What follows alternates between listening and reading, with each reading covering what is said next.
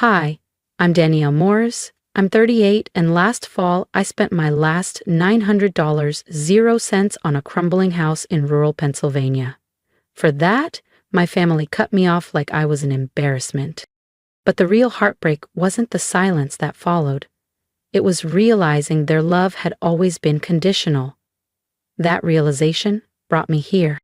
Now, they're calling, texting, wondering if there's a spare room in the same house they once mocked. But before we get to that part, where are you listening from? On your porch? Driving through traffic? Drop a comment. You're about to hear the part they hoped I'd never say out loud. My tires crackled over frost-covered gravel as I turned onto a narrow lane. The house was worse than in the listing porch, broken windows and ivy gripping the siding like claws. But it was mine. I put the car in park and stared through the windshield as a light snow began to fall. I didn't feel victorious. I felt abandoned. Still, I got out, pulled a folding chair from the trunk, one I'd used back when I wrote poetry during lunch breaks. I set it on the frozen earth and sat. The cold bit at my boots, but I wasn't leaving.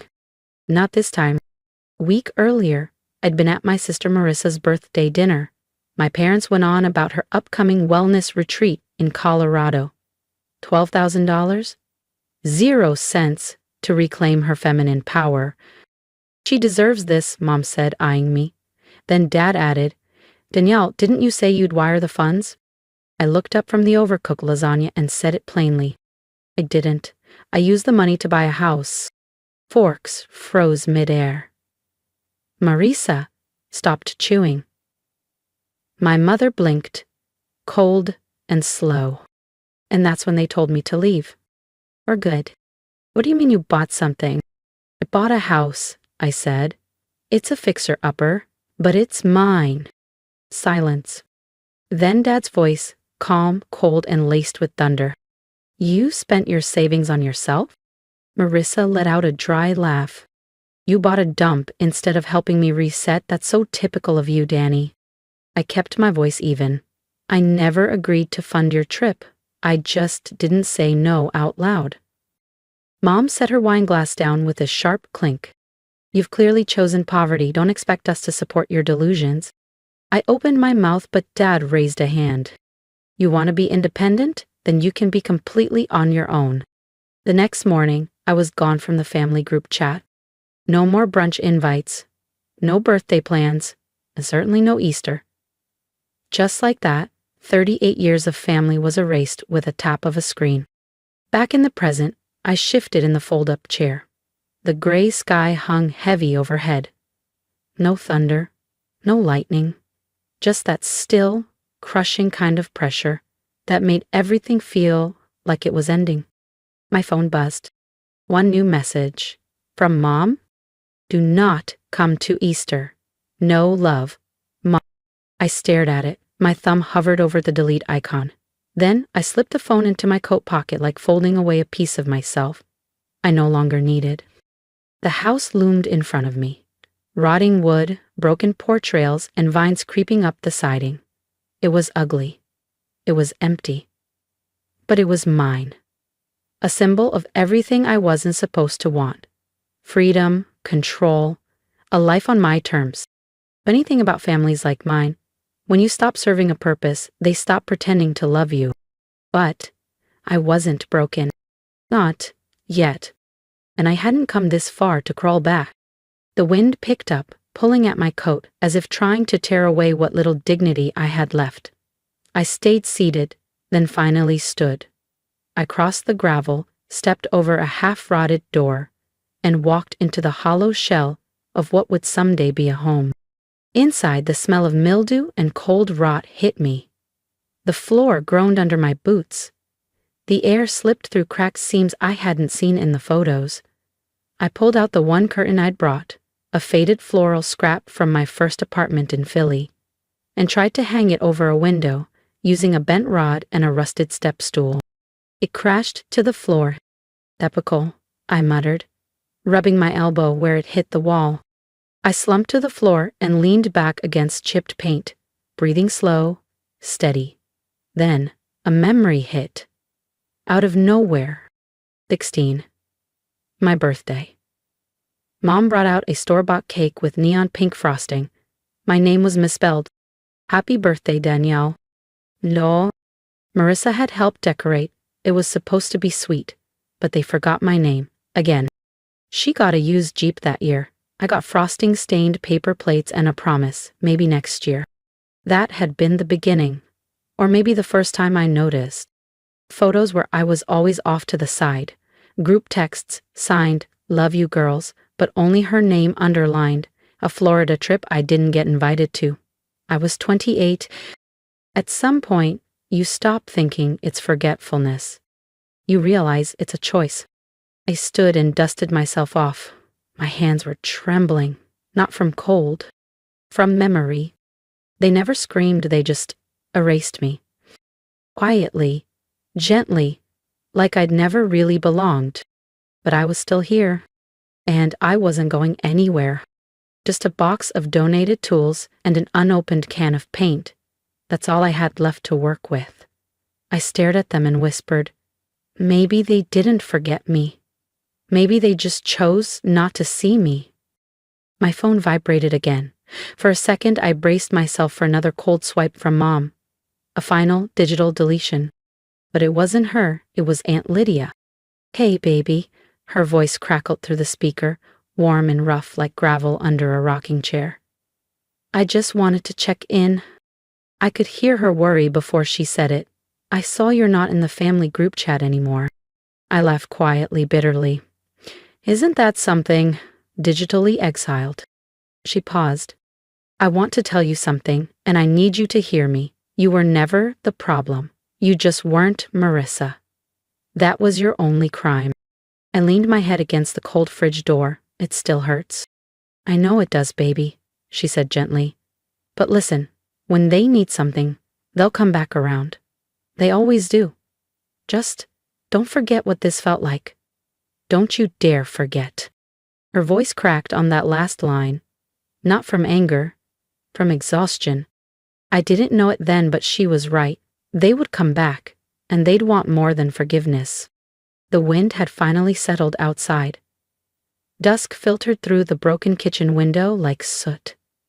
I was crouched on a splintered stool, trying to fix a rusted latch with numb fingers and an even numberer heart. That's when my phone buzzed again. One voicemail from Mom. No preview. Just her name hanging on the screen like a shadow. I didn't move for a while. Finally, I pressed play. Danielle, sweetheart. Her voice was syrupy sweet, the kind she used with church women and school fundraisers. So soft, so measured, so fake. I've been thinking about you. I know things got tense, but you have to understand, Marissa's been under so much stress. Planning this retreat hasn't been easy. You know how sensitive she is. There it was. Sensitive. Like Marissa was made of silk, and I was made of sandpaper. I just wish you'd considered how hard this year's been for her. And I know you mean well, but your timing, well, it's always been a little off. I could hear the freight train of guilt barreling toward me. She really looked up to you, you know, that's why she reacted so strongly. And your father, he didn't mean what he said, he was hurt. Then the finale. You've always been the strong one, the bigger person. There it was, again, the muzzle dressed as a compliment, be the bigger person, so they never had to be accountable. The voicemail ended with, we're all just doing our best. Maybe it's time to let this go. I closed my eyes, letting the silence stretch and settle like snowfall. Then I repeated her words in my mind. You've always been the bigger person. It wasn't a compliment, it was a strategy, meant to keep me obedient, contained, invisible. I walked to the plastic bin where I'd tossed some keepsakes during the move. At the bottom, I pulled out an old photo frame. My college graduation. Everyone was smiling. Marissa, front and center, held up her camera, completely blocking my face. I'd asked for a retake. They never did one. I'll edit you in, she'd laughed. They framed that photo. I stared at the corner where my shoulder barely peeked out. Then I turned it face down. I hadn't walked away to punish anyone. I didn't go silent out of spite. I left because the noise, the pretending, the performative love was drowning me. I didn't want applause. I wanted peace. A place where I didn't have to shrink just to fit in. Even if it cost $900, 0 cents, and came with mold and broken windows. It was mine. And for the first time, so was I. If this story stirred something in you, don't forget to subscribe, because what happens when Danielle's past shows up at her doorstep? You'll want to be here for that. I grabbed a pen and scrawled one sentence across a yellow sticky note. This is not who I am.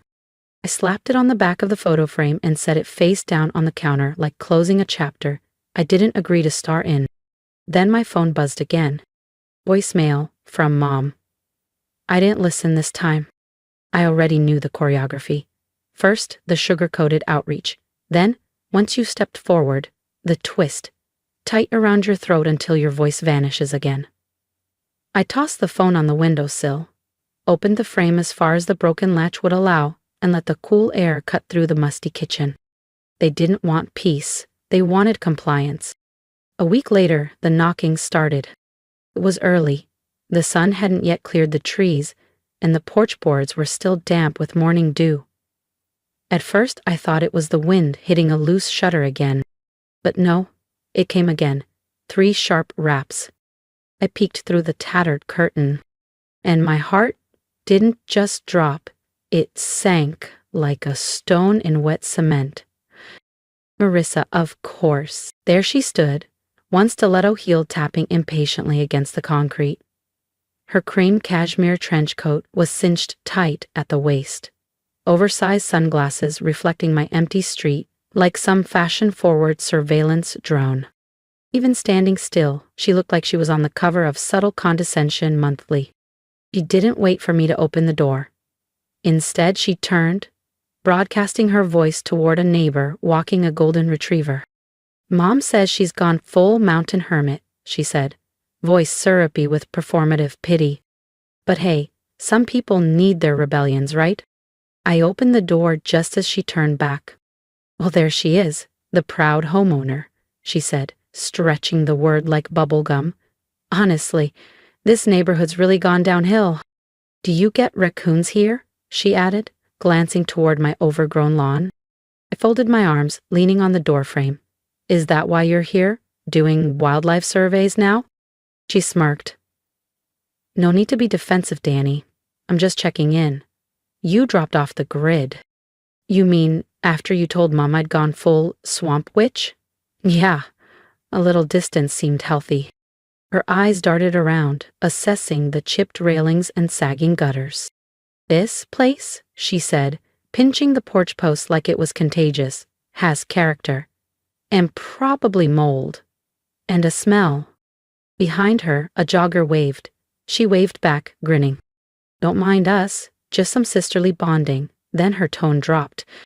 Listen, the HOA's been sniffing around. Someone mentioned the place might not be up to code. You reported me? I asked. She didn't deny it. This area has standards, Danielle. People talk. I stared at her without blinking. She pivoted as usual. I'm in a bit of a bind, she admitted with a dramatic sigh. Spa wing at the retreat? Pipe burst. Disaster. Had to cancel 3 sound bath sessions. Total mess. I said nothing. So I thought, maybe I could stay. Just for a night or two? She tapped the porch like she expected it to collapse. Anywhere is fine, even here. Like it was a tent. Like she wasn't hiding from something. You told Mom I was mentally spiraling in a hoarder shack. I didn't say it like that, she muttered, suddenly fascinated with a chip paint flake. I was just worried. And look at you. You're surviving, still doing that what-do-you-call-it, Grant whispering. He didn't correct her. I stepped aside. One night. Don't touch anything. She lit up like I'd offered her a penthouse suite. You're the best. You always were. That's why people walk all over you. And just like that, she swept past me, heels clicking across rotting floorboards like royalty slumming it. I stood at the door long after she passed, staring at her path like it might catch fire. She needed help, but not the kind she was asking for. The next morning, I woke to the smell of instant coffee, and something worse. Not warm, not joyful. The sharp kind. The mocking kind. I pulled a sweater over my tank top and stepped barefoot into the hallway, pulse already rising. And there she was, at my kitchen table, scrolling, smirking, plotting something. The floor groaned beneath me like it knew what I was about to see and was trying to warn me. I turned the corner into the kitchen and froze. There, by the drafty window, stood a glowing ring light, casting its cold, sterile halo across my chipped countertops. My dinted kettle had been shoved aside, replaced by carefully arranged oat milk cartons, granola bars, and a lavender candle I'd never owned. And in the middle of it all, Mariska, full face of makeup, glossy lips, hair curled just so, smiling sweetly into her phone like she was anchoring Good Morning America. Only this wasn't a studio. This was my kitchen, my survival. Say hi to my angels, she cooed into her live stream. We're doing something really meaningful today. I wanted to show you guys where my sister, bless her heart, has been living. She panned across the cracked tile, the sagging floor, the mismatched chairs I found at a salvage auction. It's a bit of a fixer, she said cheerfully, but we love a transformation, don't we? And she kicked the broken fridge. This baby hasn't worked since Y2K. A high-pitched laugh. Honestly, it's giving generational trauma. From across the room, I could hear the chimes of comments flooding in. Oh my God, she read aloud. Someone just asked if this was a shelter. She laughed again, then said, No, sweetie, it's my sister's house. I know. It's tragic. I stepped forward silently. She didn't notice me right away. Another comment popped up. Is that really your sister? She looks like a squatter. Without missing a beat, Marissa turned the phone slightly toward me. Yup, she said, smirking. That's her, slippers and all. It's giving Great Depression chic. And something in me finally snapped. I walked over calmly and ripped the phone off the tripod. The sound of the suction cup releasing echoed through the room, louder than her gasp. Hey, what are you doing? She shrieked. I stared at her, level. You want content? Here's your headline. Get out before I give them the real story. She lunged for her phone, but I held it out of reach. You don't get to weaponize my life for likes, not anymore. The shift was instant. The victim mask slid on like a second skin. Voice trembling, eyes glistening. I was just trying to help, she whispered. I thought people could donate. It was for you.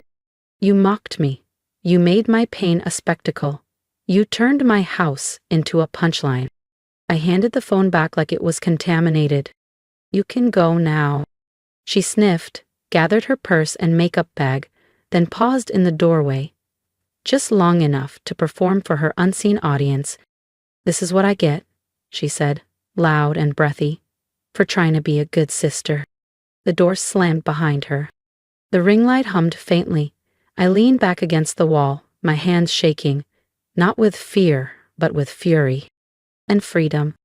They didn't get to narrate my life anymore. By evening, the storm had passed. I curled on the old couch, chipped mug in hand, coffee black and bitter. Outside, the hills were wrapped in dusk. Inside, my phone pulsed like a heartbeat. Notifications. Exploding. I hadn't posted a word, but there I was, everywhere. I opened Instagram. In froze. A GoFundMe campaign. Help my sister rebuild. My face, sweaty, mid-step, holding a garbage bag. Another shot of me curled up under Aunt Lydia's quilt.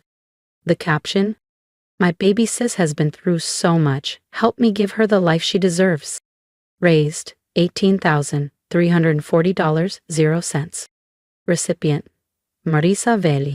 Withdrawal account, Marissa's business PayPal. My blood went cold. I scrolled. Another post. Leaving the toxicity behind. A soft filtered video of her driving away. Piano music in the background.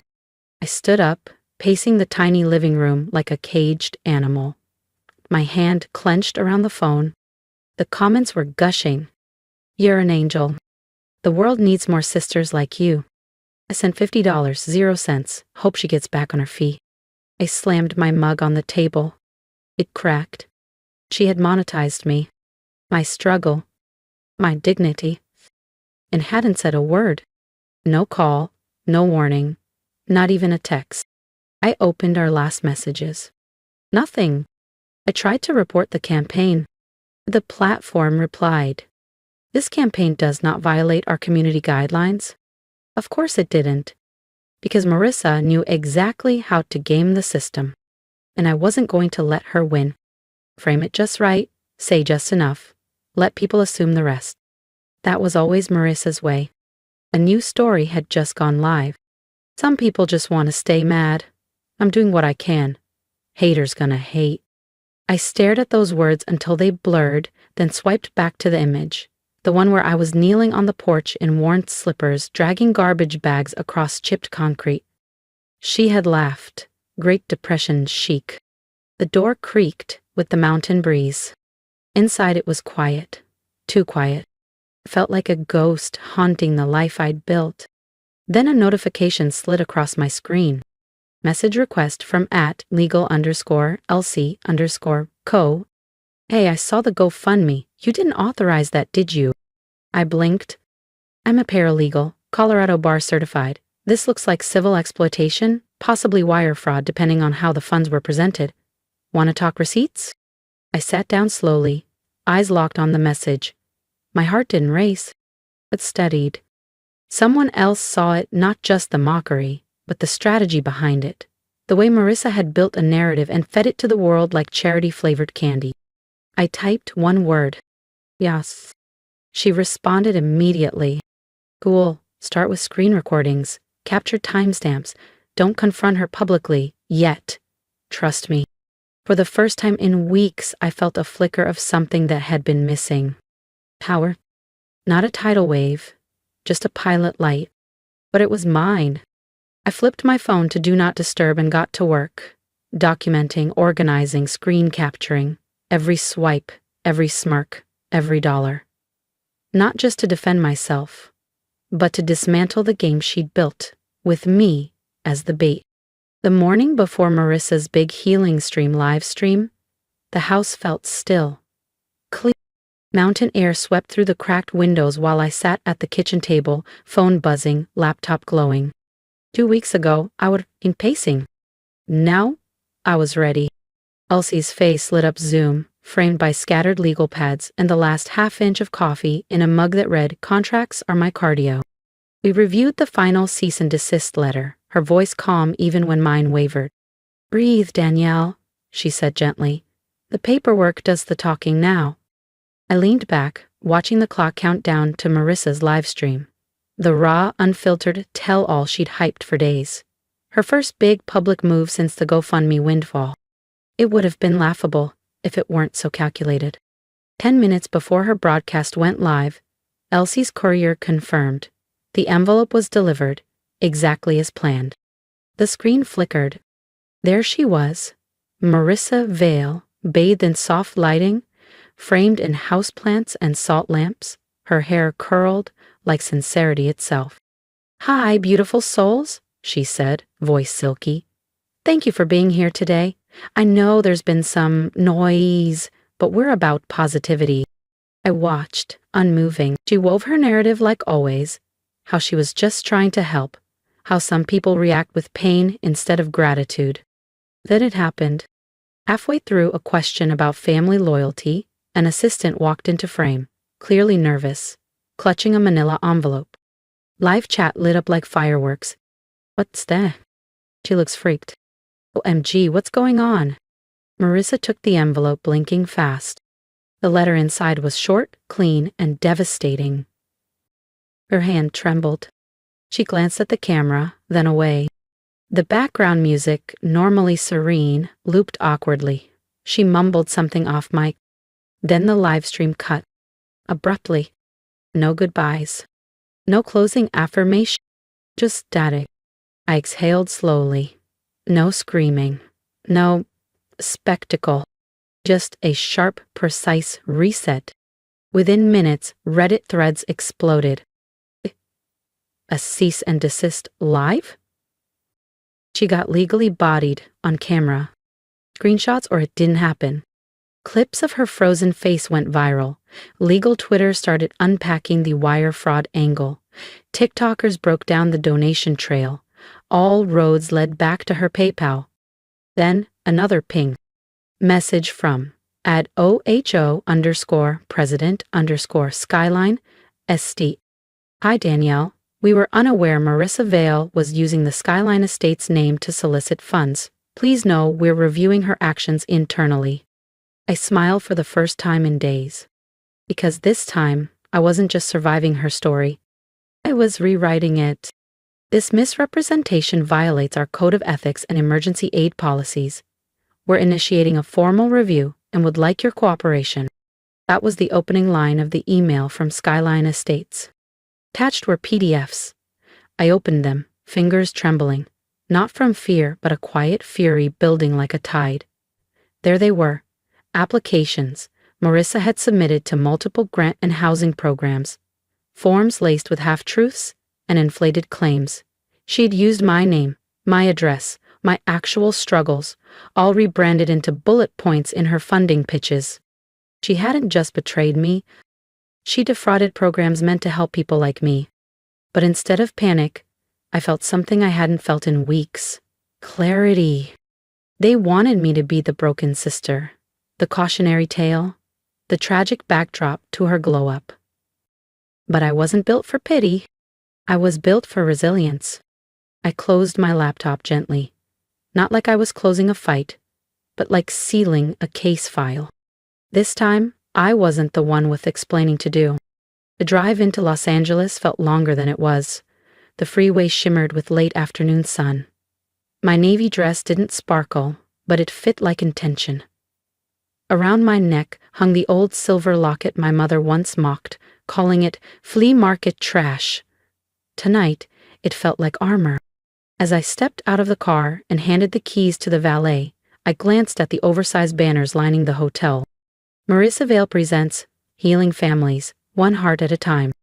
The irony could have knocked a lesser woman down. I squared my shoulders and walked into the Marriott Grand Ballroom. Inside, the crowd buzzed. Influencers, journalists, wellness junkies, all angling for photo ops and good lighting. And there she was, Marissa, center stage, her skin glowing under golden spotlights. A shimmering champagne dress hugging her like approval itself. Her laugh rang out like it had been rehearsed. But I wasn't here to cause a scene. I was here to witness the truth catch up. I took a seat near the back, invisible but alert. She floated from group to group, blessing everyone with her curated charm. The slideshow began. Smiling kids, generic thank you letters, grainy rehab stock footage, soft clapping, polite nods.